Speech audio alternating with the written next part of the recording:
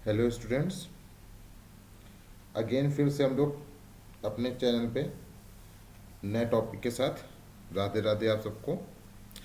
हम लोग इस बार पढ़ेंगे three phase synchronous machine, that mean three phase synchronous generator, that means alternator की बात करेंगे।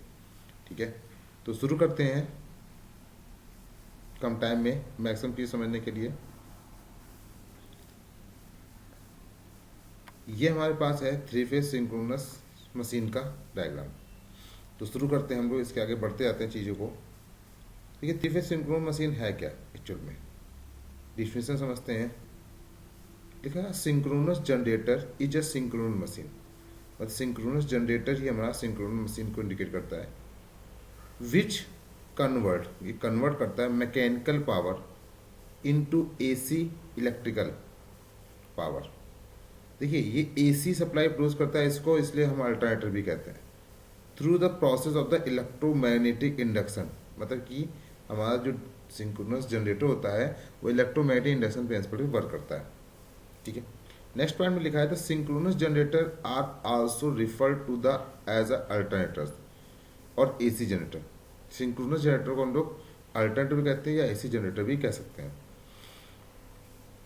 लिखा है the term of the alternators, alternator मतलब है it use to essence of the incense it produce the AC power. मतलब क्या, alternator मतलब है जो एसी पावर को प्रोड्यूस करे, उत्पन्न करे, इसलिए कॉल्ड द सिंक्रोनस अल्टरनेटर, इसको सिंक्रोनस अल्टरनेटर कहते हैं। Because it is must be drive the synchronous speed. और ये जो हमारा सिंक्रोनस अल्टरनेटर होता है वो सिंक्रोनस स्पीड से रोटेट करता है और फिक्स डिजायर्ड फ्रीक्वेंसी, एक डिजायर्ड फ्रीक्वेंसी के लिए। बात समझी ना। तो मतलब यहाँ पे लोग ये समझने की कोशिश कर रहे थे कि हमारा जो अल्टरनेटर है या जनरेटर है वो एसी उत्पन्न करता है, मतलब एसी सप्लाई ही हमको देता है एक फिक्स फ्रीक्वेंसी के लिए। फिक्स फ्रीक्वेंसी मतलब कि हम नॉर्मल 50 हर्ट्ज या 60 हर्ट्ज की ही बात करते हैं। उस फ्रीक्वेंसी में हमारा जो भी एसी सप्लाई प्रोड्यूस करेगा वो हमारा अल्टरनेटर ही कहलाता है। तो हम लोग समझ गए यहाँ पे कि हमारा सिंक्रोनस जनरेटर या अल्टरनेटर जो होता है करता क्या है, ये मैकेनिकल एनर्जी को इलेक्ट्रिकल एनर्जी में कन्वर्ट करता है। ठीक है, नेक्स्ट टॉपिक पे डिस्कस करते हैं, नेक्स्ट बढ़ते हैं। Declare construction of the synchronous generator या alternator. Synchronous generator alternator construction की बात करते हैं। देखिए, हम लोग ये जानते हैं चाहे चाहे जनरेटर हो चाहे मोटर हो, उसके हम लोग दो पार्ट की पढ़ाई करते थे। मोटर मतलब कि हम यदि कॉन्स्टेंट बताएं तो स्टेटर, और दूसरा हमारा होता है रोटर। तो यहाँ पे भी हम लोग क्या करते हैं, पहले बात करते हैं स्टेटर की। स्टेटर है क्या, हम लोग को ये पता है स्टेटर नॉट मूवेबल पार्ट होता है किसी भी मोटर का, तो वही लिखा है। तो stator is a stationary part of alternator. ये क्या है, स्टेशनरी पार्ट होता है अल्टरनेटर का। उसके लिखा the stator of the alternator including the सर्वल parts. ये हमारे कुछ पार्ट्स होते हैं जो स्टेटर में पाए जाते हैं। पहला फ्रेम, फ्रेम होता क्या है, फ्रेम हमारा ये आउटर कवर होता है जो कि हमारे स्टेटर के अंदर की वाइंडिंग्स को और रोटर को प्रोटेक्ट करता है, सेफ्टी प्रोड्यूस करता है। दूसरा लिखा है स्टेटर कोर। स्टेटर कोर का मतलब होता है जहाँ पे हमारी वाइंडिंग बाउंड ही होती है या वाइंडिंग लगी होती है। ठीक, स्टेटर और आर्मेचर वाइंडिंग और कूलिंग अरेंजमेंट। आर्मेचर वाइंडिंग मतलब रोटर की वाइंडिंग होगी जो कि हमारा स्टेटर की वाइंडिंग के बराबर ही होती है। ये जो आप देख रहे होंगे ये हमारी स्टेटर की वाइंडिंग है, जिसमें हमारी स्टेटर की कॉपर की पूरी वाइंडिंग की जाती है, और इसी में हमारे कंडक्टर्स के फॉर्म में पाया जाता है। और इसी के अंदर हमारा पाया जाता है रोटर। यहाँ पे हमारा एक रोटर पाया जाता है, यहाँ पे रोटर पाया जाएगा। ठीक है, तो ये हमारा क्या है, हमारा जो जनरेटर है उसमें स्टेटर जो होता है वो स्टेशनरी होता है, और इसमें पार्ट जैसे स्टेटर कोर लिखा है, आपको स्टेटर भी पूरा लिखा है, वाइंडिंग लिखी है, टर्मिनल बॉक्स मतलब कि जहाँ से हम सप्लाई देंगे स्टेटर को वो टर्मिनल बॉक्स कहलाता है। ठीक है, और ये पूरा हिस्सा जो ऊपर वाला हिस्सा है इसी को हम कहते हैं फ्रेम। ठीक, नेक्स्ट टॉपिक पे बढ़ते हैं फटाफट। बात करते हैं रोटर की। हम यहाँ पर रोटर की बात करते हैं। लिखा है rotor is a rotating part of rotor क्या है, रोटेटिंग पार्ट होता है अल्टरनेटर का। The rotor produce the main flux. Rotor क्या करता है, हमारा मेन फील्ड फ्लक्स प्रोड्यूस करता है, क्योंकि स्टेटर सप्लाई देते तो रोटर हमारा फील्ड फ्लक्स प्रोड्यूस करेगा।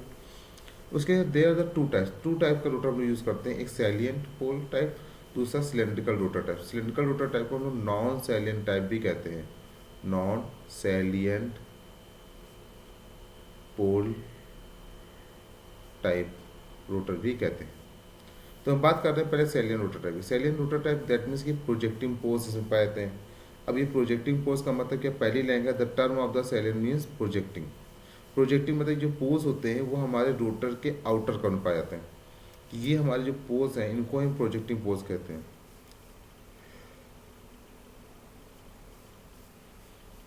ठीक है, जैसे यहाँ सैलियन पोर्ट लगा है इसको हम प्रोजेक्टिंग पोज भी कह सकते हैं। ये दोनों क्या है, प्रोजेक्टिंग पोज है, या इधर वाले क्या है, प्रोजेक्टिंग पोज है। Hence the salient poles rotate the consist of the pole projecting out frame the surface of the rotor core। ये हमारे जो रोटर है उसके आउटर कर्व सरफेस में हमारे ये पोल पाए जाते हैं, और ये जो होते हैं ये हमारे रोटर कोर के फॉर्म में रिप्रेजेंट किए जाते हैं। लिखा है the salient poles type rotor is used in a low and medium speed. हम लोग इस रोटर का जो यूज़ करते हैं लो मीडियम स्पीड का यूज़ करते हैं। इसकी जो स्पीड होती है वो 700 से 1400 आरपीएम के आसपास होती है। ठीक, और इसका यूज़ हम लोग डीजल इंजन की तरह या वाटर टरबाइन के लिए कर सकते हैं। मतलब इनकी स्पीड जो होती है वो 700 से 1400 आरपीएम होती है, और इनका यूज़ हम लोग डीजल इंजन में और वो कहते हैं वाटर टरबाइन में कर सकते हैं, क्योंकि इनके जो प्रोजेक्टिंग पोज होते हैं ये इसी फॉर्म में रोटेट करते हैं। हाँ, इसमें एक और पॉइंट होता है, इनका जो एयर गैप होता है वो नॉन यूनिफॉर्म होता है। नॉन यूनिफॉर्म एयर गैप मतलब क्या हुआ, नॉन यूनिफॉर्म एयर गैप का मतलब हुआ यदि इनके ऊपर यदि हमारे स्टेटर जा रहा है तो यहाँ पोज गैप कम होगा और यहाँ गैप ज़्यादा हो जाता है, इसी नॉन यूनिफॉर्म एयर गैप कहते हैं। आगे बढ़ते हैं नेक्स्ट टॉपिक पे। अब बात करते हैं नॉन सैलिएंट टाइप रोटर की। नॉन सैलिएंट टाइप रोटर क्या होता है, इसको हम सिलेंड्रिकल रोटर भी कहते हैं। इसमें देखिए सबसे बड़ी खासियत क्या होती है, लिखा in this type the rotor they are no projecting poles. इसमें पोज प्रोजेक्टिंग पोज नहीं होते। प्रोजेक्टिंग पोज जो हमने बताया था कि जो बाहर से पोज बनते हैं उन्हें हम प्रोजेक्टिंग पोज कहते हैं। इनमें प्रोजेक्टिंग पोज नहीं होते, इनमें पोज जो होते हैं वो हमारे अंदर ही पाए जाते हैं रोटर के। ठीक है, जो पोज है वो अंदर है। ठीक है, but the poles are formed by the current flowing through the rotor exciting winding. और जो हमारे यहाँ पे वाइंडिंग है ये वाइंडिंग है, ठीक है, ये कंडक्टर है जिसमें वाइंडिंग लगी होती है, जिसे फील्ड वाइंडिंग कहते हैं।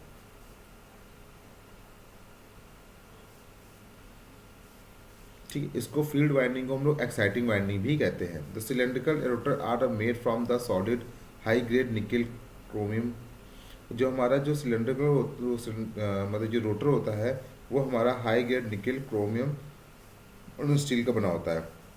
ठीक है, अब देखिए इस रोटर की जो खासियत सबसे मेन है, cylindrical rotor is construction use the high speed. ये हाई स्पीड की यूज़ करते हैं, इसकी स्पीड 1500 से 3000 आरपीएम होती है। और ये जो होता है इसका यूज़ हम लोग स्टीम टरबाइन से मैक्सिमम करते हैं। स्टीम टरबाइन जितने भी थर्मल पावर प्लांट है जहाँ हम वाटर को गर्म करके स्टीम में कन्वर्ट करते हैं उनको हम स्टीम टरबाइंस कहते हैं, और वहाँ पे हम लोग इसका यूज़ करते हैं। तो कह सकते हैं salient type rotor comparison non salient type rotor की स्पीड ज़्यादा पाई जाती है और ये मैक्सिमम टरबाइन के फॉर्म में यूज़ किए जाते हैं। हम बात करते हैं वर्किंग प्रिंसिपल की। देखिए 3 फेज इंडक्शन मोटर के वर्किंग प्रिंसिपल समझ सकते हैं। 3 फेज सिंक्रोनस अल्टरनेटर का वर्किंग प्रिंसिपल क्या है, लिखा है 3 phase alternator operate on a principle of Faraday law of electromagnetic induction.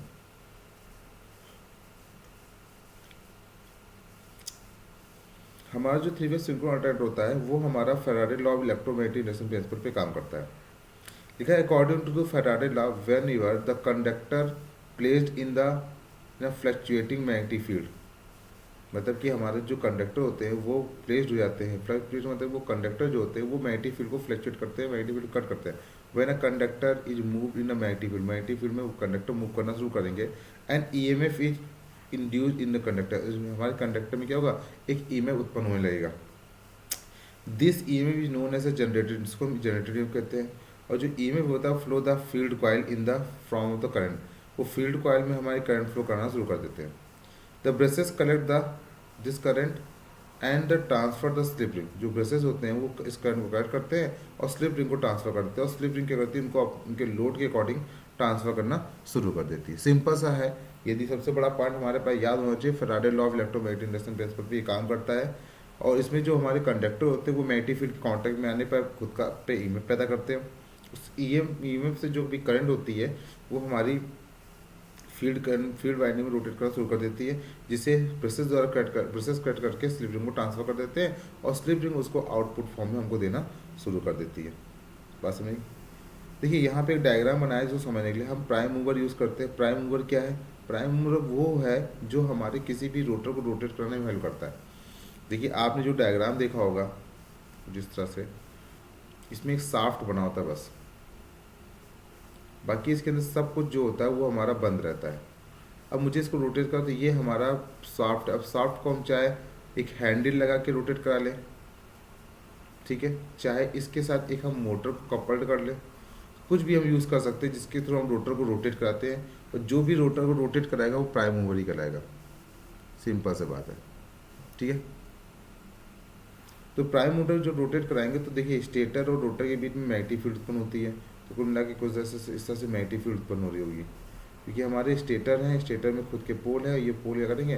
Magnetic field उत्पन्न करेंगे। तो ये स्टेटर पोल है, मान लेते हैं नॉर्थ पोल, और साउथ पोल है, और यहाँ पे मैग्नेटिक फील्ड उत्पन्न हो रही है। अब हम जो रोटर को रोटेट करेंगे तो रोटर के जो कंडक्टर है इस मैग्नेटिक फील्ड को कट करना शुरू कर देंगे। जैसे कंडक्टर मैग्नेटिक फील्ड को कट करेंगे, कंडक्टर में खुद का अपना ईएमएफ पैदा हो जाएगा। इस तरह से हर कंडक्टर में अपना खुद का ईएमएफ पैदा हो जाएगा, इसे जनरेटेड ईएमएफ कहेंगे। ये जो जनरेटेड ईएमएफ है ये कुछ देर बाद क्या करेगा? करंट रिलीज करना शुरू कर देगा। ठीक, जब ये करंट रिलीज करना शुरू कर देगा तो करंट कहाँ रिलीज होगी? ये स्टेटर रोटर के बीच में जो एयर गैप है वहाँ पे रिलीज करना शुरू हो जाएगी। जब ये लगातार रिलीज होती है, करंट रिलीज होती रहेगी, एक समय आएगा जब ब्रशेज इनको क्या करेंगे? अपने पास कट कर लेंगे। ब्रशेज हमारे लगे हैं, ये क्या करेंगे? इसको अपने पास कट कर लेंगे, और कट करने के बाद इसको स्लिप रिंग को ट्रांसफर कर देंगे। This is called a slip ring, इसको स्लिप रिंग कहते हैं। स्लिप रिंग में हमारी जो भी करंट होगी वो हमारी एक फिक्स्ड फ्रिक्वेंसी में जनरेट हो जाएंगी, और वो हमारे लोड को दे दिएंगे। ये हमारा लोड है, मतलब एक बल्ब लगा जिसको ट्रांसफर करना शुरू कर देंगे। यही हमारा 3 फेज सिंक्रोनस मोटर की वर्किंग कहलाती है, और यही हम लोग कंस्ट्रक्शन वर्किंग की बात कर रहे थे जो आपको मैं समझाना चाहा था। बात समझी ना? ठीक है। देखिए यहाँ पे एक डायग्राम हमने और ले रखा है। देखा मैंने यहाँ पे प्राइम मूवर लगा रखा है जो कि रोटर के साथ अटैच किया है, ठीक है। अब जब रोटर, आप देखिए ये मैग्नेटिक फील्ड उत्पन्न हो रही है, कुल मिला के आप देख रहे हो ये सब मैग्नेटिक फील्ड उत्पन्न हो रही है। जब ये नॉर्थ पोल से साउथ पोल रोटेट करेगा तो ये यहाँ पे जिसके जो कुछ के कंडक्टर होंगे, मान लीजिए इस तरह से कुछ कंडक्टर्स पाए जाते हैं, वो कंडक्टर क्या करेंगे? वो इस मैग्नेटिक फील्ड को कट करना शुरू करेंगे।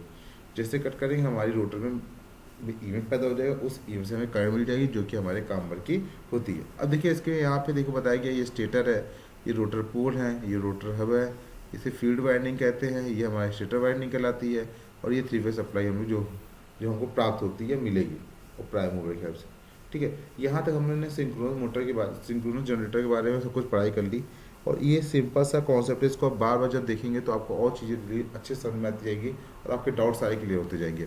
यदि इनकेस कोई क्वेश्चन में आपको डाउट होता है तो आप हमारे मेरे कमेंट बॉक्स में उसको कमेंट कर सकते हैं, ट्रांसफ़र कर देंगे, मैं उसका आंसर आपको कहीं ना कहीं किसी न किसी तरह से आपको ट्रांसफ़र कर दूंगा। इस वीडियो को देखिए, समझिए, बार बार देखिए, बार बार समझने की कोशिश करिए, अपने दोस्तों दिखाइए, और जो भी डाउट हो वो मुझसे क्लियर कर दीजिए, ठीक है। राधे राधे। आप लोग पढ़ाई करिए, अच्छे मार्क्स लाइए।